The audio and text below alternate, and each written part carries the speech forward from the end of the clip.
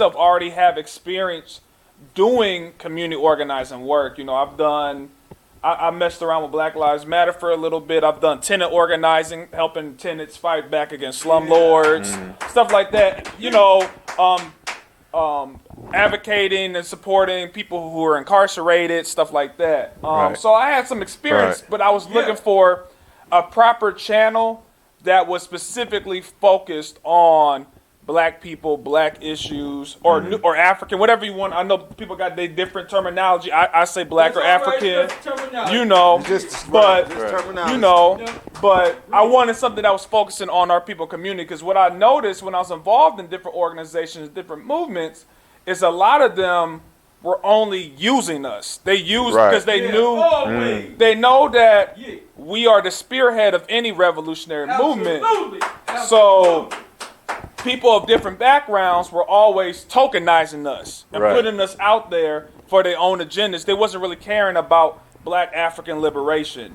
So that's when I realized, like, okay, it's time to put Black nationalism in the focus. It's time for me to work with Black people for and by Black people. And to make a long story short, I knew that Akili here was also on a similar tip. He, you know, I didn't even know him, but I just knew following him that he was on a similar wavelength.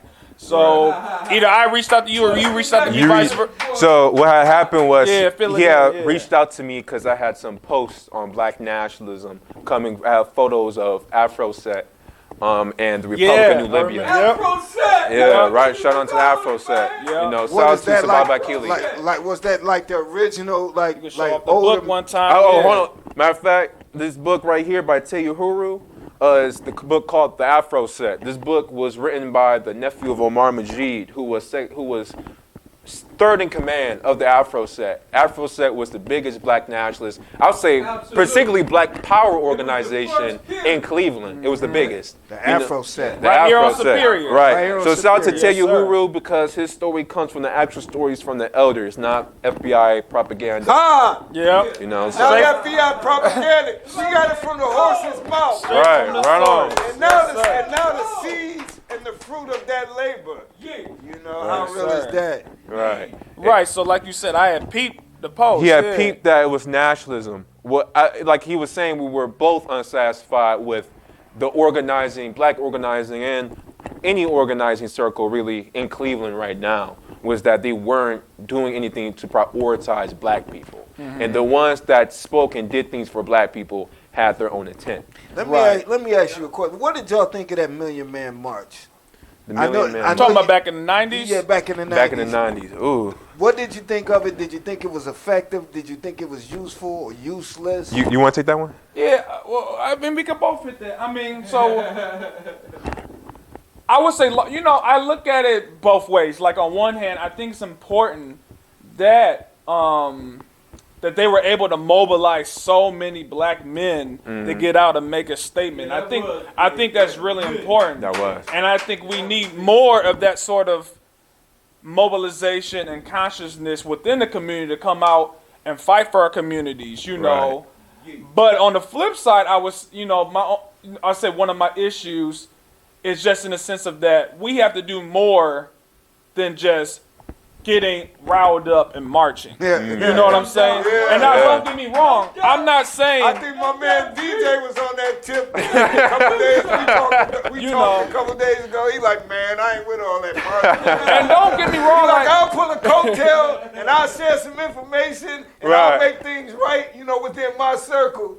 But, you know, all that old marching down 1600 Pennsylvania Avenue. And to be clear, I'm not saying marching in and of itself is bad, because just, you know, marching or protesting or whatever is cool because you're getting your issue out there, you're letting the world know what's going on.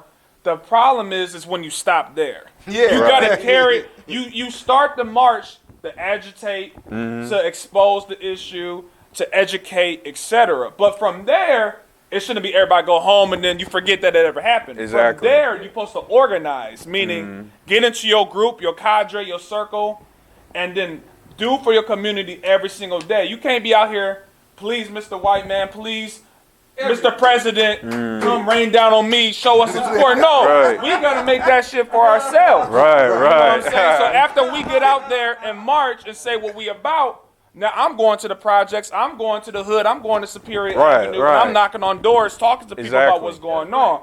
We putting on programs to feed the people. We doing free self-defense classes. We teaching tenants how to put their rent in escrow when the landlords are screwing them over. Like Right. we building what we are saying that needs to be done. We're not asking for somebody to come do it for it. That's self-determination right there. Right there. That's black nationalism. That's black. We're not asking for nobody. We'll march and let you know what we about.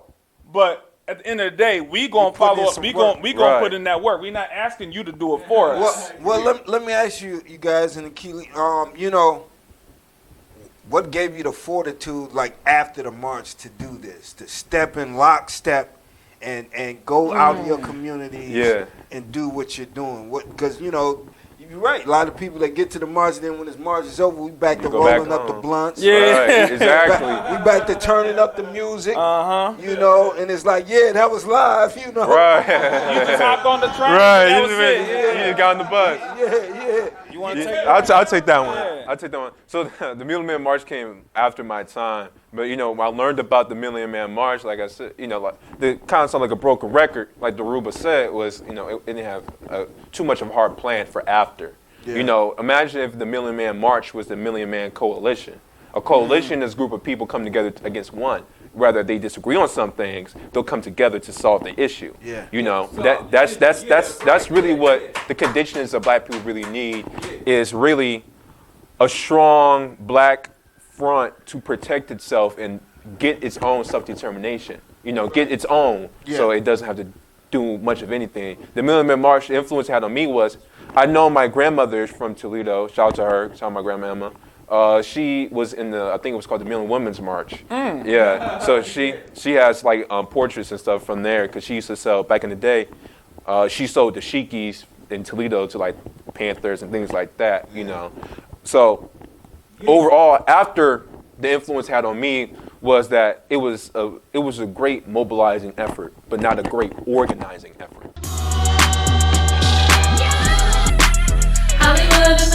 I was a Pan-Africanist. I believed in unification of the African continent being one of the solutions, but my mind couldn't really get to the concept of getting land here and organizing here, you know.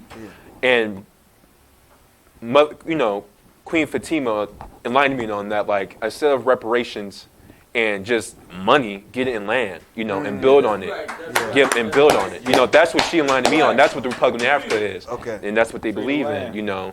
Shout out to Dr. Umar Obadeli and PGRNA, you know. Eventually, we end up meeting elders of the Republic of New Libya, because they have an anniversary of the Glenville Rebellion on July 23rd, because the rebellion happened July 23rd, 1968. Is that the Huff people that's with Doodoo in them? You know Doodoo? Yeah. Yeah, we know. You talking about dude. You talking about dude. Yeah. That's one. You know? That's one of the original That's New one. Libya. That was he New Libya. Yeah. He was Yeah. in the. Doodoo hammed up the United States had tanks. He stopped them. Yeah. Yes, and sir. That's a real. That's one of the OGs. exactly. We talking He's one about. of the exactly. Shout out to Asante and all the elders. Many of them. Yusuf, all of them that, you know, shared. Yeah, you know Yusuf. Yeah, You know Yusuf, that's yeah. all the people that we've been connected with. Amir Bey, all of them. Yeah, all of them. You want to break down like, because so technically speaking, Huff and Glenville, Their those rebellions were different. I guess I could. Or you want to take it?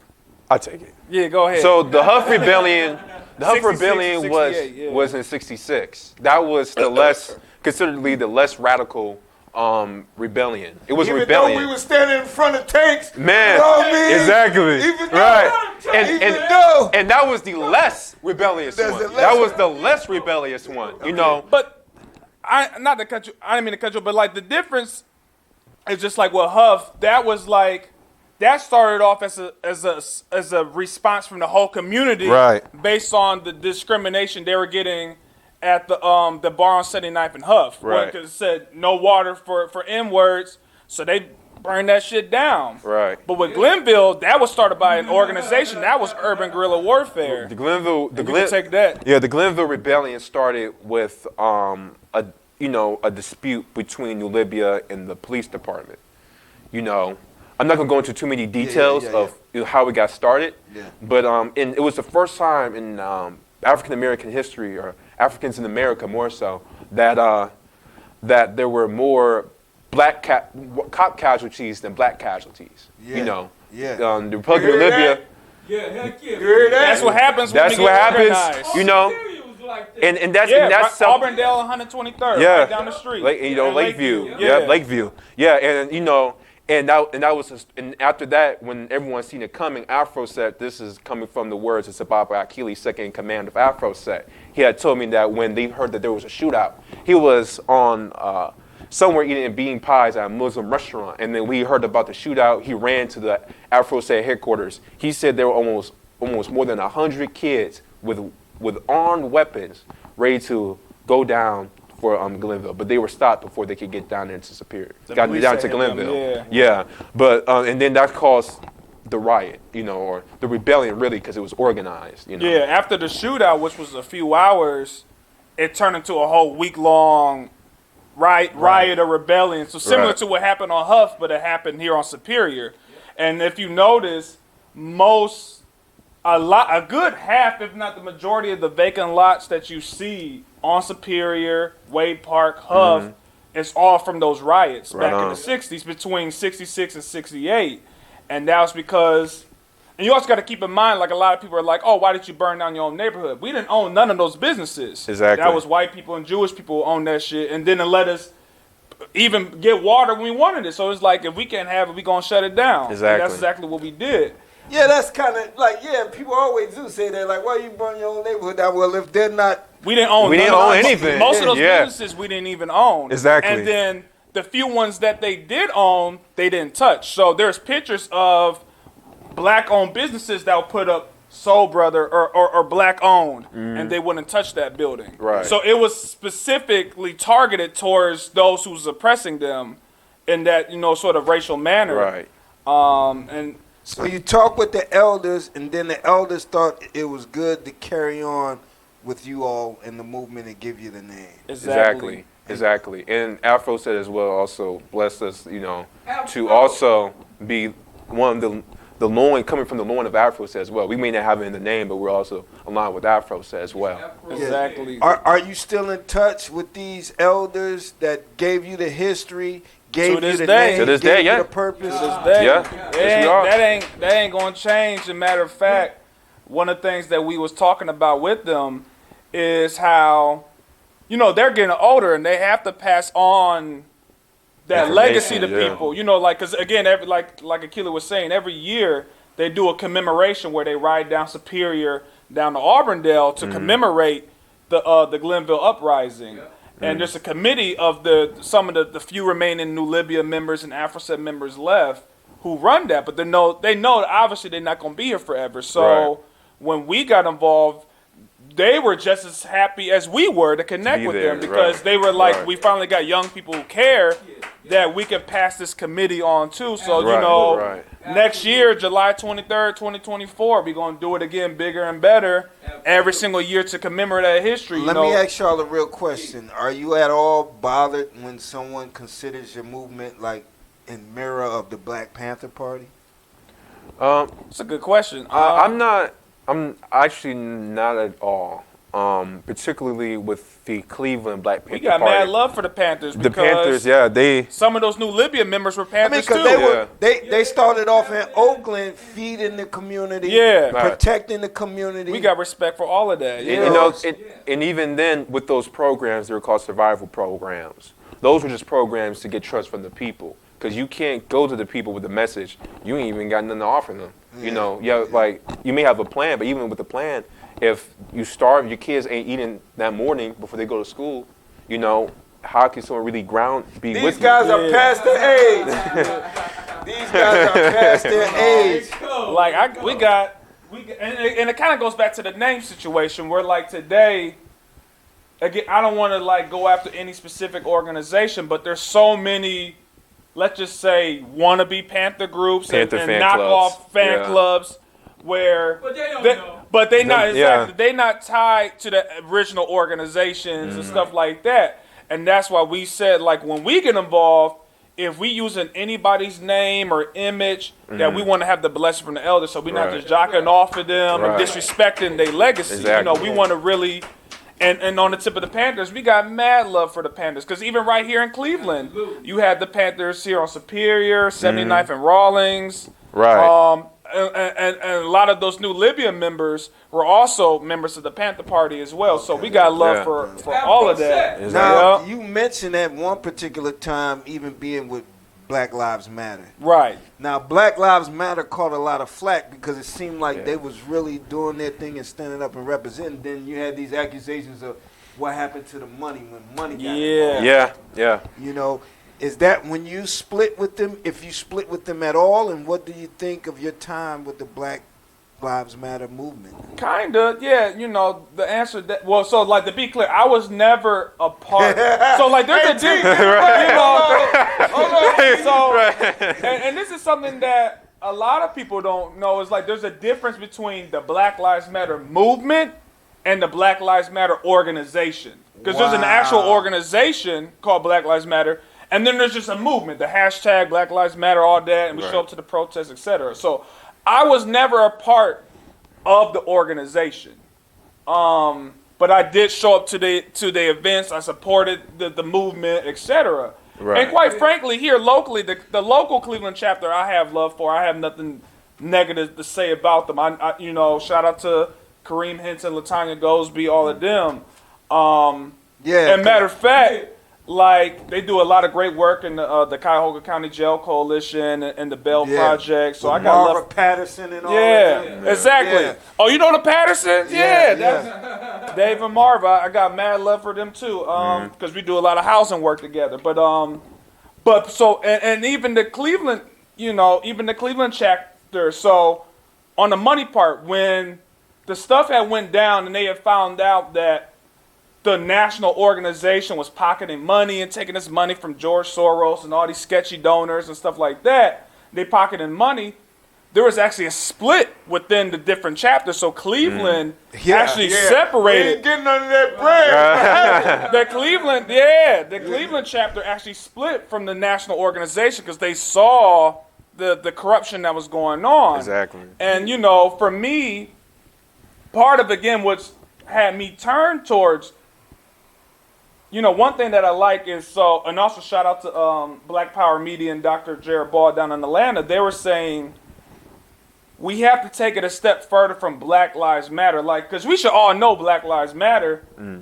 We gotta say Black liberation matters. Right. And that's when I took it to a revolutionary standpoint. I realized part of the problem with Black Lives Matter is they didn't go far enough. You know, you saying something as basic as don't kill us. But we need to talk about why the police are killing us. We need to talk about these systems of white supremacy and capitalism. Well, hold on, Dhoruba did, because to me, you just struck a chord with me, because when I hear Black Lives Matter, they're saying, please don't kill me. Right. Yeah, it's begging. You know, it's exactly. Begging. Please don't and kill we take a totally Hands different... up. Of course my life matters. Yeah. I'm going to show you my life. Right. Hey, play a T. Hands up, don't shoot. Yeah, we've never been like that. Nah. We with that. We like Malcolm X said, you know, be peaceful, be respectful, be law-abiding. But if someone put their hands on you, send them to the cemetery. That's what we about. We not about hands up, don't shoot. We about, you know, fuck with us, find out. That's what we about. You know, community defense. Whether it's the pigs or even the dude down the street who don't got love for his own people. We gotta start, and that goes back to self-determination. We gotta start patrolling our own neighborhoods, like the Panthers did. Because we talk about crime, obviously the pigs ain't gonna do anything about crime in the neighborhood. They want crime in the neighborhood. Right. Because if you got crime in the neighborhood, they get paid. They get paid, and they got people to put in prison. So if we want to see the crime in our communities, XYZ, we got to do that. And I'll digress. I know I'm talking a lot. I'll let it keep. No, you hitting it around the point. You're hitting around on now. Yeah. So now, okay. So you got the name. You confer with your comrades. You confer with you spoke with the elders. They're on board. And now, you know, you've gone past these other organizations that limited to, you know, just jargon. Right. You know, to where you actually. So how are you getting your younger people on board with you? Like, like you have ladies on board with you, you have young women on board with you. And, that's really important. And you're planning on doing these self-defense classes Yeah. and these other things. Are you promising these people this and they're coming on board? Or Exactly. Exactly. You know, and you know, like I said, people already were looking for something to solve their solutions in Cleveland. They're already looking for it. Yeah. You know, and we give them a solution, you know.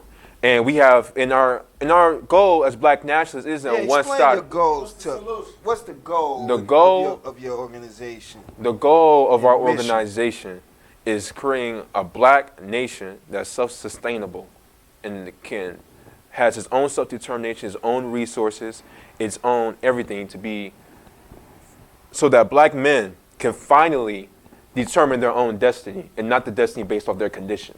You know. Yeah. You know, like forgot their condition. Exactly. They ain't in no bad condition. That's all in their head. you got to be able to take, like you said, put the destiny in your own hands. Like for us, you know, and the way we look at it is we break it down short term, long term, right? Like long term, we want our own Black nation. We want our own land within this nation, within the nation. Because we got to also break it down and look at the history.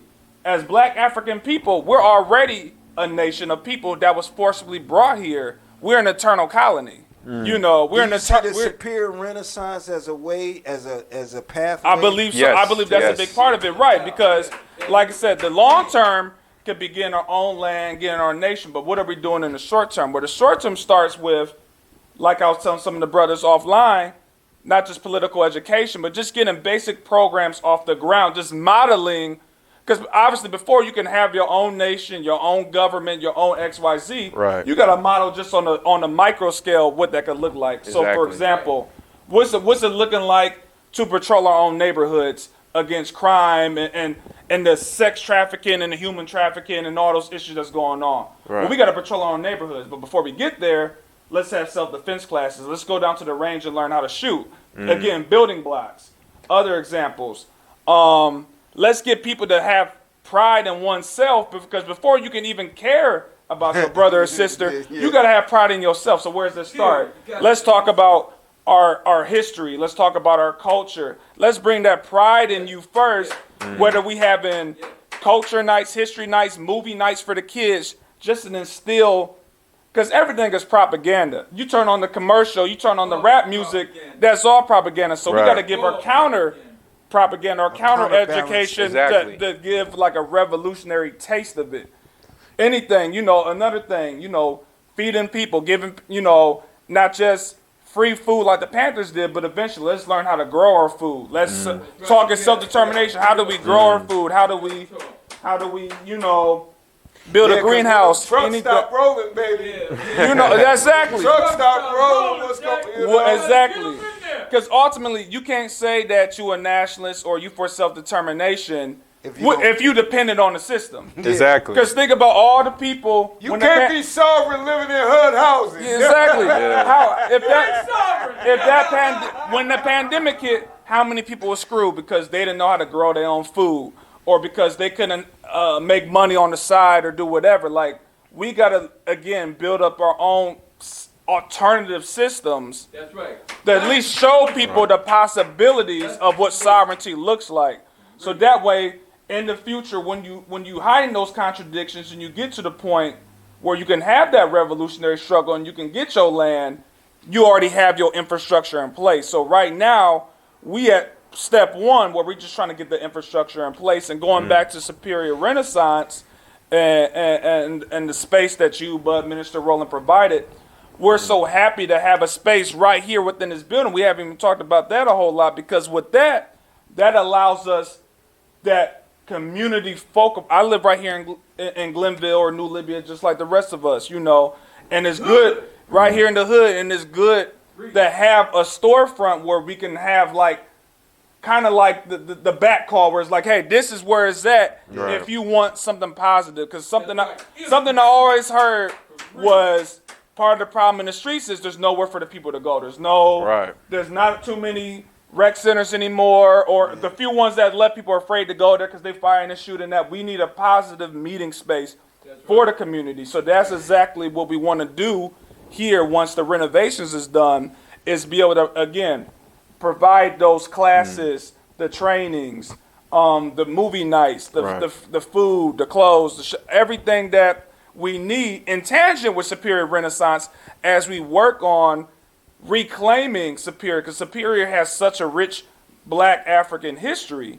And if we don't do it, if we don't start getting these properties and freeing the land by any means necessary, Cleveland Clinic and everybody else is going to take it. They on their way. So if we don't get it, we not going to have a neighborhood left. Exactly. And even on that point, you have to make the people want to live here. Because I think the Get Out the Hood motto has really taken over most Black people's minds is get out. You know, not fix it, get out. Right. That's a great point. Not fix it, but get out. Get out. Like That's a good point. like Become suburban. like you gonna go somewhere. Hey, like assimilate. Like you can go somewhere that's like you can go somewhere that's not oppressed. Where can you go that's not oppressed? Safe, bro, man. Where's safe, man? What are you talking It's about? just a different kind of crime. Exactly. Right. It's a different kind of crime. You know, exactly. In the suburbia, they end up coming there to get their kids go to these white majority schools to get them called nigga. There are all these other words at them, coon, whatever. You know, and it's not even with them. And then you're now developing a self-hate within these kids. You know, and another goal of COINTELPRO was to split up these Black centralized ghettos, because that's where all the focus and the organization was coming. Because it's easy to organize when you know everybody in your community. Now you got Black people in Bedford. I grew up in Warrensville. You got them everywhere. They got split up, but that wasn't necessarily just on their part as individuals. It was also the part of the state to actually split them up. Section Assimilation. Exactly. That's what it was. They wanted to depopulate our community because, you know, when we're in mass in the same neighborhoods, we have power. We got militant power. We got mental power. We got economic power. We got electoral power. But when we're scattered throughout the city, and now we're in the heights and everywhere, we're deconcentrated. We don't have that. Exactly. So to us, we see that's why it's so important with Superior Renaissance and similar organizations. Is so important because this is really our final stand to save our nations. Because if Glenville and Huff and all these other communities lose their Black majority, then we're completely scattered to the wind. Exactly. Now, one thing, Akili, you gained notoriety. You was down there at council meetings, and you was letting it be known. You was speaking your mind, and you were even Free Palestine. You were you were aligning yourself with movements like the Freedom of Palestinians. Right. And you spoke to that. You got some people say, hey, man, we got to worry about our people right here in the hood. Why are we worried about Palestinians? That's exactly. A good question. You know, that's a good question. People love Malcolm X, but they don't read what Malcolm X said. Towards the end of his life, he understood you have to make our national movement an international movement. Right. You have to relate yourself to the oppressed people in the world. The Palestinian movement is very similar on the land base of the African people in America. Of the question of getting land. What do Palestinians want? They want their land back. Right. You know, and what we have to do is draw that line together and make solidarity, not necessarily throw all oppressed people in the bucket and say we got problems here. Then you're never going to have a real movement or revolution because no one in the world really condones it. If look at Cuba would not be able to do what they did if they didn't make their movement international. You know, you have to make the movement international. They was confident with their beliefs. Exactly, they was confident, and then they were confident to align themselves with not just them, like a lot of Black people feel about the Palestinian thing, but you have to align it with other people's goals and their agenda, what their struggles are.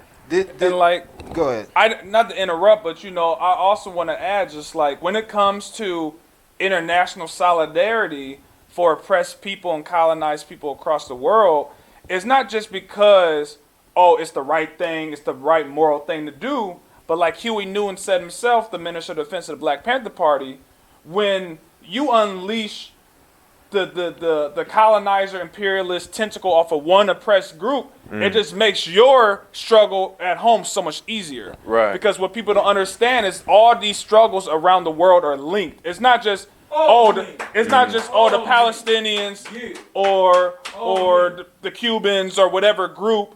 That's their separate issue. No, they're all linked. Exactly. Meaning, because for example, the whole reason why they even placed the state of Israel in the Middle East is so they can have a strategic connection into Middle East, into Africa, Right. with AFRICOM, with all these different imperialist ways of getting access to oil and the natural resources, stuff like that. So it wasn't just to even spite the Palestinians, it was to be able to take over the entire Middle East and get into Africa as well. Right. So that's how when you understand deeper what's going on, you realize like, yo, that's not just hurting them, that's hurting all of us. Right. And if we weaken the because United States and Great Britain, they're the ones who funded the state of Israel, and they're the ones who put them up. And the reason why they did that again, because they needed their proxy, the prophet. So with their prophet, to profit, again, if you cut off Israel's oppression of Palestine and Africans for oil, then you're weakening the U.S. empire as well. And if you do that, then you're just giving space for black people to breathe. And I'll end with this. Think about all that money. And people talk about, what about the people here? Think about all that money United States is sending to Ukraine and Israel. What happens if they sent that and kept that here for us? They're not going to do that, but they're not going to do that because they're not concerned with us. They're concerned with their own bottom line. I can comment on that because I was just talking to somebody about that yesterday. I feel like dark-skinned people got to acknowledge the resources that we got. That's Right. Like in Africa, cocoa growing in Africa. Yep. Exactly. Exactly. Talk about what's going on in Congo. Yeah. That's right. That's right. Exactly. We need to run out, we make money. Exactly. Look, I know you all got to go, and we're going to wrap it up. But if you wanted someone to get more knowledgeable about your movement, maybe even join the movement, maybe even help further the cause, advance the cause, how can they get in touch with you all? I'll let you take it. You wanna I know take I've been talking a lot. I'll let you I take was it. just said you take it. Okay. Well, a few things. If you just want to learn about the movement, I would say go ahead and there's some basic stuff that you could check out. Like even this book here, Afro-set from Huru. His uncle was in the Afro-set. You could get a basic study right here. You got Fred Ahmad Evans with MOK. This is right here in Cleveland. This rally right here is right here off of Superior. So I would suggest people do their research. Get your books or look at your podcasts on the Afro-set. There's another book called Ballots and Bullets. There's another book called Ballots and Bullets: Urban Guerrilla Warfare in Cleveland. Right. Just to get a basic understanding of the history, right? And once you do that, if you want to get and plug in with us, like you said, With the Republic of we New don't Libya. we don't currently have a website, although you could check out the PGRNA's website. The Republic of New Libya is like the Cleveland branch of the Republic of New Africa. They down south in the Black Belt. Mississippi, Louisiana, South Carolina, Georgia. Right. But so you can check out the PGRNA's website. And our social media, you could Instagram, just yeah. go on Instagram or Facebook and just look up Republic of New Libya. We right there. We right next door. If you want to come check out the shop, once we get the renovations all together, we right here. Once we go and get the community stuff going. I know y'all got one thing real quick. I know, because you call yourself the Republic of New Libya, but are you hip what happened with Muammar Gaddafi? Yeah, there you Yes, go. we are. Yeah. The actual leader of Libya. Yeah. And we had a U.S. ambassador to Libya here on board several years ago. Oh, And wow. She was there when the stuff went down with Benghazi and all of that. Wow. So how did y'all feel about that? Because they paraded Muammar Gaddafi in the streets and killed him right on YouTube in front of everybody. Yeah. You can the take that, role yeah. of the imperialists is to villainize the real heroes, the people standing with the Because they had free health care. They had free health care, housing, housing. Yeah. What they don't And it was tell you? Obama who killed him. And what they don't say is what was the state of Libya before Muammar Gaddafi. Muammar Gaddafi was going to make an African centralized bank. An African centralized bank that would be backed by gold, making it worth more than the American dollar.